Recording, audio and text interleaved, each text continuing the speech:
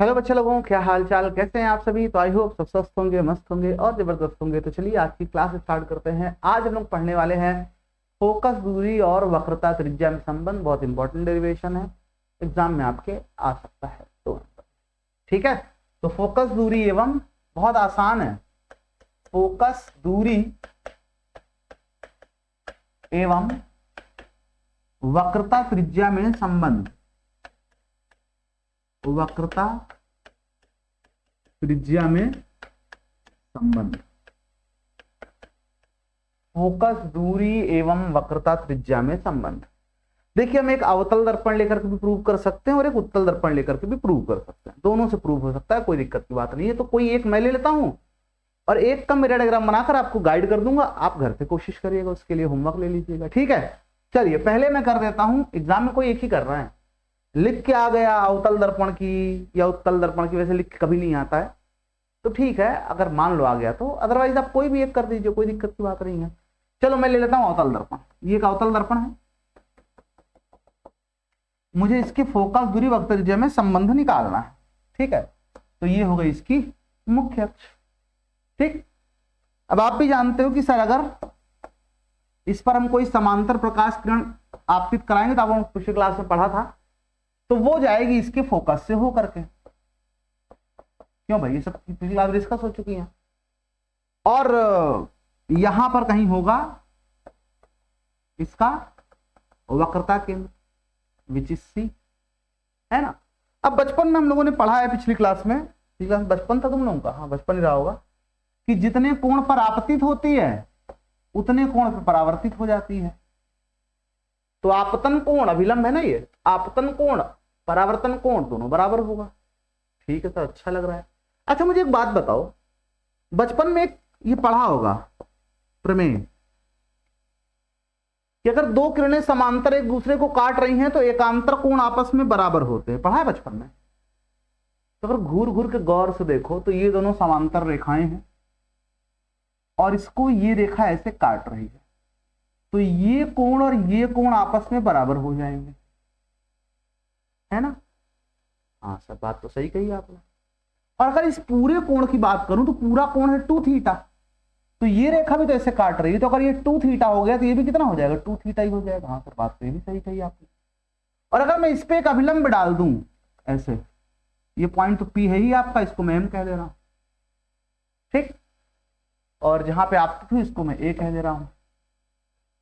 तो त्रिभुज सी A M एक समकोण त्रिभुज बनेगा और त्रिभुज एफ ए एम भी एक समकोण त्रिभुज बनेगा, है ना। तो बस इन्हीं दोनों भाइयों को यूज कर लेते हैं बारी बारा,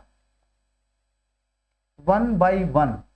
तो सबसे पहले त्रिभुज ए एम सी में अगर मैं लिखूं tan थीटा बराबर ए एम सी में tan थीटा, क्या होगा, लंब बटे आधार। लंब यानी कि एपी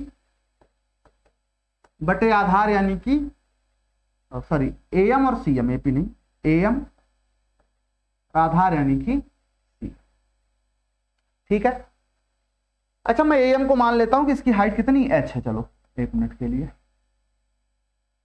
तो क्योंकि मुख्य अक्ष के ऊपर की सभी दूरियां, चिन्ह परिपाटी पिछली की पिछली वीडियो, मुख्य अक्ष के ऊपर की सभी दूरियां पॉजिटिव होती हैं, तो आपको अक्सर ये आपका हो जाएगा प्लस का h बटे सीएम, मतलब सीएम, सीएम यानी ये डिस्टेंस।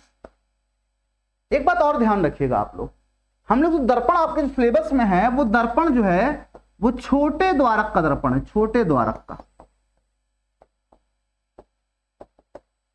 छोटे द्वारक का मतलब इतना बड़ा दर्पण नहीं यूज करना आपको, आपके सिलेबस सिर्फ इतना बड़ा दर्पण है, बस इतना छोटा, है ना, केवल छोटे द्वारक का।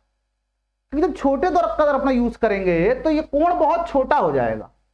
क्योंकि जब दर्पण, देखो इधर ध्यान समझना कैसे क्या कह रहा हूं मैं, इतना बड़ा दर्पण होगा तो यहां पे आपतित होगी किरण और ये कोण बनेगा। लेकिन अगर ये इतना बड़ा दर्पण होगा तो कोण ये बनेगा उतने दूर के लिए, और ये कोण इसकी तुलना में बहुत छोटा हो जाएगा। और जब कोण बहुत छोटा होता है तो जो थीटा है, ठीक है, जब कोण बहुत, मैं यहां लिख दे रहा हूं एक लाइन, बल्कि इस बात को स्पेशली मेंशन कर दे रहा हूं, ठीक है, क्योंकि दर्पण का द्वारक बहुत छोटा है, बहुत बहुत छोटा है, अतः थीटा बहुत छोटा होगा एवं थीटा छोटा होगा ही होगा, लेकिन ये जब जैसे जैसे इसके हम पास आते जाएंगे और अभिलंब अगर डालेंगे तो ये पॉइंट M इसी के पास चला आएगा।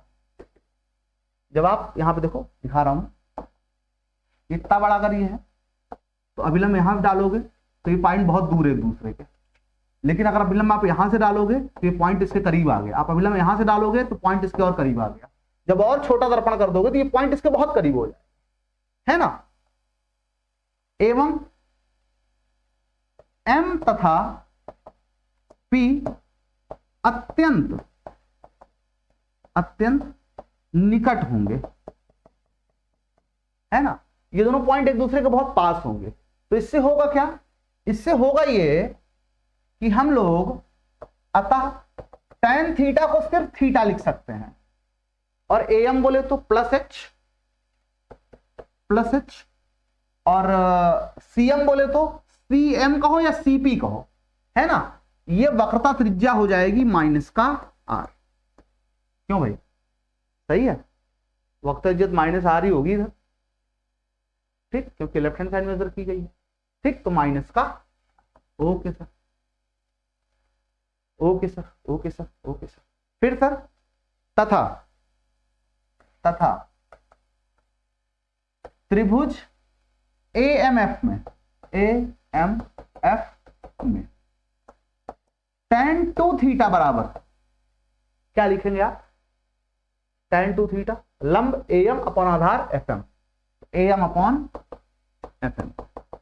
अगेन आप लिखोगे 2 थीटा बराबर, क्यों, अभी मैंने आपको बताया ना कि कोण बहुत छोटा है, और जब कोण बहुत छोटा होता है, बात पहले डिस्कस की है, जब कोण बहुत छोटा हो तो साइन थीटा बराबर हम थीटा ले सकते हैं, tan थीटा बराबर, अब थीटा अल्फा बीटा कुछ भी हो, 2 थीटा सब थीटा हो जाएगा, है ना, और cos थीटा बराबर क्या ले सकते हैं, 1 ले सकते हैं। ध्यान रखिएगा, ये तो आपको पता होगा, लेकिन शायद ये ना पता हो, ये भी याद रखिएगा कि साइन tan दोनों थीटा हो जाता है और cos थीटा 1 हो जाता है अगर कोण बहुत छोटा है तो। यहाँ पे tan 2 थीटा बराबर 2 थीटा बराबर AM बोले तो प्लस H और FM बोले तो FM यानी FP, दोनों बराबर ही होंगे सर, ये हो जाएगा माइनस का F, है ना। क्यों माइनस है, लेफ्ट हैंड साइड है भाई, ठीक, तो माइनस का।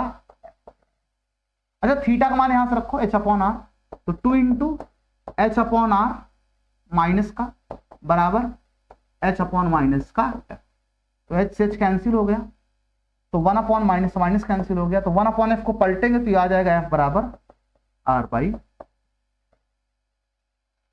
समझ में आया, ये होता है फॉर्मूला आपका, फोकस दूरी वक्र जम संबंध। डेरिवेशन आपके पास 3-4 लाइन का ये समझाने के लिए इतना लिखा है मैंने आपको, ताकि याद रहे कि जब द्वारक छोटा होगा तो कोण छोटा हो जाएगा और दोनों बिंदु एक दूसरे के बहुत करीब हो जाएंगे, ठीक है।